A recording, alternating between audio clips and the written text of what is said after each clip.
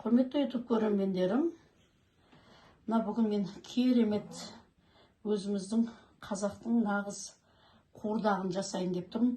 Мынау жылқының жүрегі, жылқының бауыры.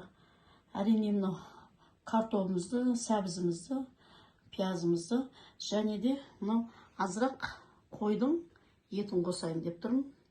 Сүйегімен. Енді кеттік осыны қазір мен дайындап барлығын кесіп қазанға салуға ары қарай жасай берейін, көрсетіп тұрамын сізге. Мінекей жүрегімізді турап алып жатырмын. Қуырдаққа қазір дайындап.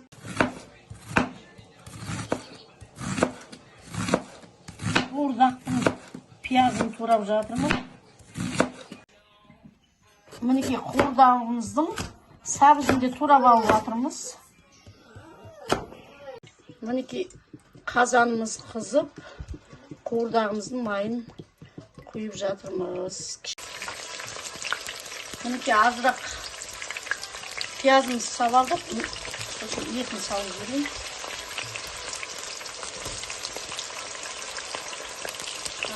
Осы етімізді кішкене қуырып аламыз.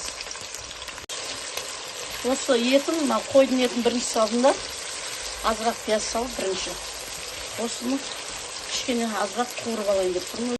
Енді азырақ мұны қуырып алдық. Енді мұны көбірек қып пиязын саламыз. Мінекей кішкене сәбізінде қуырып алдық. Енді біз жүрегін саламыз. Қазір жүрегін саламыз. Жүректерін салып жіберейін.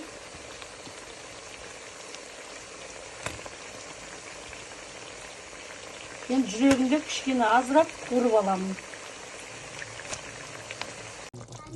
Мінекей әбден етін, жүрегін кішкене нетіп алдық. Мынау суы шығып тұрған өзінің бойындағы суы. Енді картошкасын салып жібереміз. Орында турап жатырмыз. Мінекей енді біз картошкасымен қатар жүрегін, бауырында салып жібереміз. Мұны бауырында салып жібереміз. Енді бір 20 минутқа ма, 10 минутқа қойып қоямыз демдеп. Мінекей қуырдағымыз да дайын болды. Ал енді қазір өшірем астын. Мінекей құрметті YouTube көрермендерім, керемет қуырдағымыз дайын болды. Қалай жасағанын бәрін сіздерге көрсеттім.